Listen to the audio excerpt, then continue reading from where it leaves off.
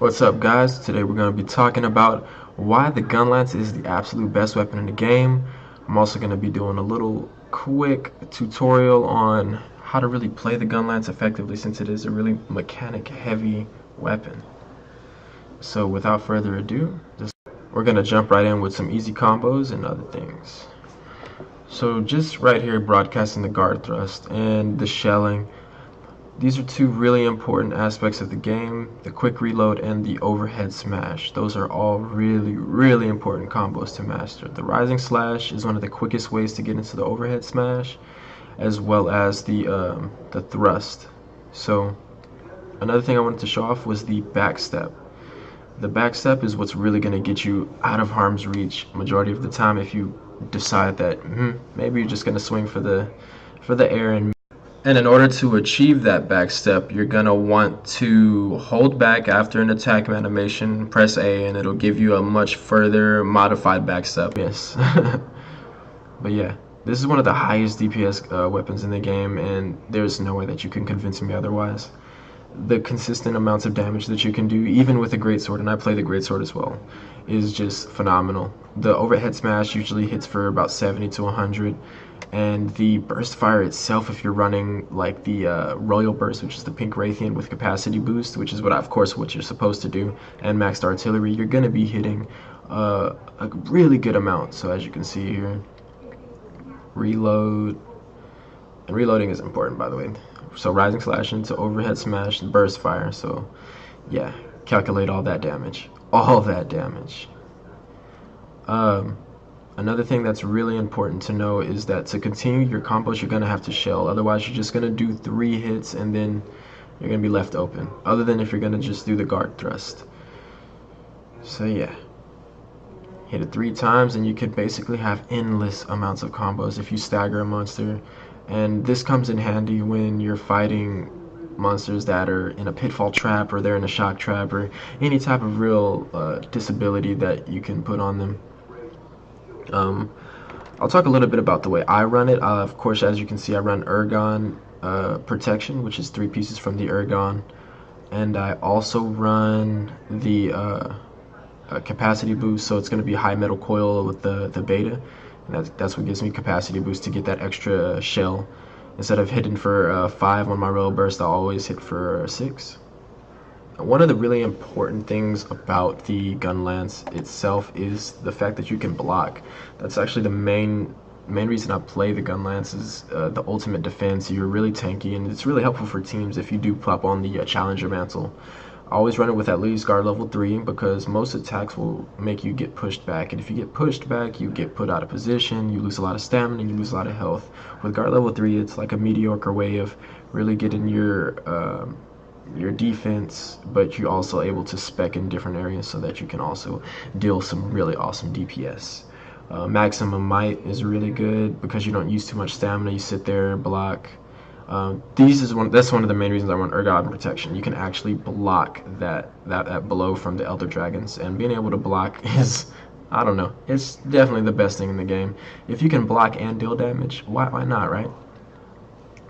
And right here, I'm just going to showcase how when he does go up, because of course playing without a weapon with Elder Seal is kind of risky, because he'll just go up often and you have to flash pot him and all the shenanigans. And of course I could have flash potted him here, but I wanted to showcase how yes, you can block everything in the game as long as you have Ergon protection. And being able to stay in the fight is really important. Even if you are fighting 2 monsters, it allows you to stick real close to the targets, and utilizing that large backstep, the modified backstep, is really important as well. Evading allows you to get out of those hard to block situations and helps you to maintain pressure. If you're going to be going aggressive against a monster that has like a low stagger threshold, you really want to be aggressive. That way you can get them on the ground and pop them with that Wyvern's Fire, which is really one of the only times you should ever use Wyvern's Fire, unless you think you're just the greatest player in the game. Blocking roars, blocking the earthquakes, all of those things are really important, and that's one thing that the Gunlance just excels in, just eating up all of the damage and then allowing you to deal damage without even having any risk involved. As you can see here, he's gonna use this move and then bam, easy.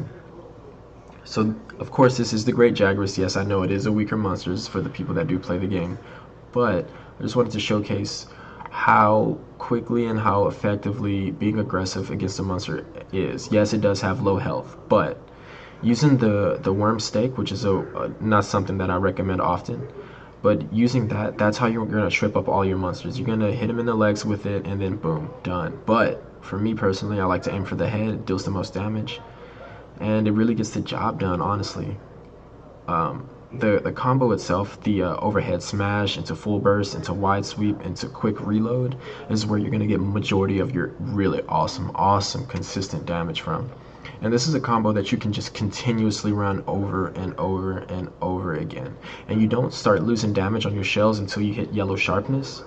So as you can see here, 104, 51, all of that damage, lots of pokes, 24, 68, 72. Then we got the 34 times 6.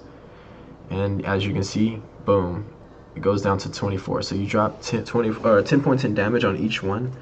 But even so, 60 points less is still a lot of damage to do. And right here, basically showing you can just continuously do this combo over and over and over again. And not only is it effective with absolutely nothing for your sharpness, you still are dealing great amounts of damage. It's insane how much damage you can do. I'll also run this build, of course, with Affinity Booster, Challenger Mantle if I'm feeling kind of cocky, but the Challenger Mantle isn't all that great, especially when you're playing with just your cat and you can pretty much time the aggro. It's only really effective when you're playing with lots of people, lots of different people. Otherwise, there's really no point in doing it. The main thing about the Gunlance that makes it so awesome is just, like I said, the fact that you can block everything and poke and deal great damage. If you're playing with the Royal Burst, which I highly recommend, by the way, you can definitely just shred monsters and just take no damage and have no repercussions whatsoever. And as you saw there, I hit the backstep just so I can reposition myself and not be caught out. Hit twice, block, hit twice, block. It's really easy. And then once they show you a big opening, that's when you just really go in. The Valazak is one of the easiest monsters to kill with the Gunlance. You can just sit under his belly. If you position yourself a little on his arms, then he will usually miss every single swipe, and you can just basically get under him, reposition yourself. That's mainly what you're going to be using that dodge for, as you can see there. I just use the dodge to get a little bit closer without having to put my weapon up. But if you're going to be hitting crits all day like this, you might as well just go ahead and poke it out. Because dealing a lot of damage and being able to protect yourself is not easy to do. But once you master the Gunlance, it's like second nature. You're basically going in with spread shots. It's more of a combo intensive situation. You don't want to do the full burst with a spread shot or a long shot. The long shots are mainly for using the charged attack, which is gonna give you tons of damage, long range. It's cool, yeah, but you do use a lot of sharpness, and the amount of damage you do isn't that great either. But as you can see there, just utilizing the fact that you can block one of the unblockable move in the game, Ergon Protection allows you to block that move. And just finishing them off, really. This is one of those monsters that has tons of break-offs, and that's honestly another one of the main things that makes the Gunlance so great. Not only can you cut off tails, you can blow off the hard to reach or hard to hit areas on the monster and just really continuously deal damage. There's no monster in the game that can stop you at all whatsoever. And of course, the most important part, just the fact that you can deal this much damage. This is actual in-game footage, by the way. Every single time you do Wyvern's Fire, this is what happens. A crap ton of damage is taken on the monster, and you're also able to reposition yourself so far away from the monster. So if you angle this correctly, aim it at their head, legs, or even any place on the body you're trying to break off, you're gonna fall far, like way far back. And that's really one of the effective, but it also leaves you open. It leaves you very, very open. So you have to time it just right, find out the monster's recovery points, and really put it to good use in that way. But if you're playing the Gunlance without maxed out artillery, you're not playing the Gunlance at all. So you need artillery. You're going to need something like Maximum Might or Weakness Exploit, which is what I use on most monsters. But definitely, definitely, definitely don't do what I just did. Doing the worm stake is going to put you in a position where you can die. So just make sure that when you are playing with it with a Gunlance, you're going to be doing much more safer techniques, unless the monster's completely underleveled and you know for sure you're with your squad, it has a high stagger point, you can destroy it. And that's my weapon setup that I have. Of course, as you can see, Dragon King Eye Patch, Beta, Ergon Mail, and the High Metal Coil Beta Wastes, and the Ergon Gloves and Ergon Greaves. It gives the guard level 3, also Ergon Protection, and Part Breaker at 20% because it's at level 2. But yeah, as you can see, the Worm Stake Cannon has such a huge recovery time, and it's really not the best idea to use that all the time. Just showing a couple more clips of just some real positioning. Positioning is important. Positioning and actually being able to deal damage is very important as the Gunlance. Otherwise, you're just sitting there as a meat shield, not really helping complete the mission. Dealing damage is important, and sticking close to the target is really how you're going to be effective for your team. And using the step, important to use the side step. Important. It helps you position, helps you dodge moves, and helps you just become really, really, really important person on your team at any time. So I'm going to go ahead and show you guys a quick run through of an actual Nergigante mission. It's going to take about 10 minutes, so if you were pretty much already satisfied with all the other tutorials before, you can just check this out just to see some actual 1v1 gameplay with me versus the Nergigante.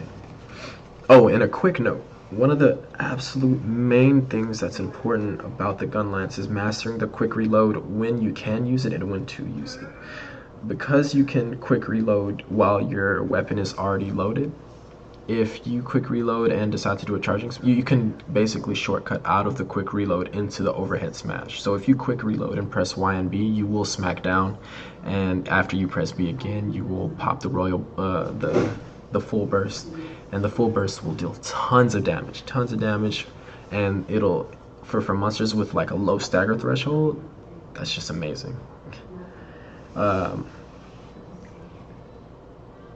than that, there's not really much to the weapon other than really positioning, realizing that there's certain times where you can't just dodge. If you're facing a monster that has really high mobility like the Teostra, you're gonna want to put your Gunlance away, or he will shred you to pieces with all of the blast damage and the fire and all of that. You don't really want to have to deal with that. You want to be able to be really mobile and be where you need to be at all times. You don't want to be caught out slipping or get caught in a stun and then die in 2 hits. Nobody wants to die in 2 hits. It's never fun. But the quick reload will help you to maintain full shells. If you are the type of person, because there's certain monsters in certain situations where I'll do like an attack shell combo, just so I can keep the damage consistent, keep the stagger threshold high. That way the stagger threshold doesn't fall off, and I can actually judge better when he's going to fall over on his side or when he's going to have his tail cut off. So the Nergigante, some really rare materials come from breaking off his head, cutting off his tail, of course getting shells, all that good stuff. In this clip, I'm going to show you guys why the Gunlance is the best weapon in the game. Not only can it easily break off the horns, it can also easily cut off the tail. And as you can see, blocking, always important. Unless he decides he's going to do random moves. The side step for positioning. Blocking, putting your weapon away, knowing when to put your weapon away, put it away, reposition yourself. I always run max potions. It's really important to have max potions during a mission. especially if you're trying to just get attack up large when you're eating and you don't really want to think about none of the extra stuff. You probably end up getting maybe 30 HP, 50 stamina, and then you pop a max potion and you're back to max HP. You can actually get your health points higher than this if you run HP related build, but I feel like 150 is good enough to really get the job done. So I tried to do the large backstep there. As you saw, it was a misstep. The Nergagansu decided it was going to do a random move out of its setup. One side step up just so I can get closer to the wasp. Stay underneath the belly, it's the safest point. If you don't want to get hit, that is. You can do other ridiculous things like hit the head. That's what I did here. Just took the damage from the block, and then I'm going to try to get some pokes in. The lunging thrust is really good. Just take notice on some of these combos and the stagger points that this boss has as well. Some of the things that are easy to block, some of the things that aren't. Getting caught in some of those ridiculous charges really make this game kind of upsetting, but you just gotta always know who's on aggro, and that way you don't get caught in things like that. Quick reloaded, full burst. That's where your damage is gonna come from. Boom. Swipe on the head, stagger points. Always do Wyvern's Fire when the monster is immobile, and you will almost always get a part broken off. As you saw, all I did was Wyvern's Fire the head one time. Horn's already done. So for all y'all that struggle with the horn farming and really need help from a squad to immobilize and get those kind of pieces, there you go. A solo and easy way to get it. Another reason why I run this setup is you have a little bit of extra defense boost, and of course defense is going to just keep you alive longer. I always start with the head when I'm going in. Rookie mistake there, I attacked without any shells, but as you saw, it was really easy to recover. Always make sure you have full shells, and always make sure that you don't do risky things like this. Yeah. Launching thrust so I can position myself. Because of the way his hitbox is set up with that roar, if he roars and you're too far in front or too close in front of him, it'll basically count as a mix-up. And the mix-up is basically when the monster attacks and they're in front of you, but the actual hitbox is behind you. I also run grinder jewels on my setup because, I mean, you're playing with a Gunlance. A Gunlance is going to use up so much sharpness with using these royal bursts, so having a maxed out grinder will definitely keep you in the fight for longer and away from danger, really. Always stay reloaded. Always. Gonna follow me to this next area. So as you can see, it's pretty simple to get it done. Very simple. And right now I'm just gonna try to focus on the tail here. Something that you can't do with like a hammer or things like that. The reason why having the Gunlance is so great is because, yes, you can use the shelling to break off parts like the bone and things like that.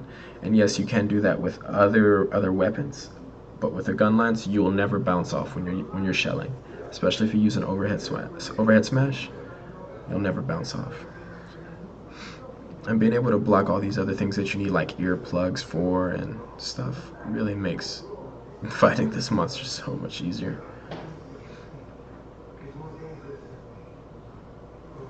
I'm gonna chase him into his last area. Mission's almost over anyway. Kind of shooting some slinger thorns at him. Other than that, I believe you just have to really get seasoned with the weapon in general, playing it. Realizing that the guard is the best thing that ever happened, and utilizing it at any point in the game. The guard thrust is also important as well. It keeps you protected, and that's what I mean by poking, and not allowing the monster to really get any type of leeway on you. But as you can see here, knocked it over just by hitting its tail. A full burst at the tail, and it's gone. Tail is gone already. That quick. That's the DPS of the Gunlance. And if you're trying to solo the game, you can't go wrong playing with the Gunlance. You cannot go wrong. Knowing when you're going to stagger a monster is very important when you're playing the Gunlance. So having game knowledge is also an important impact in being effective with this lance.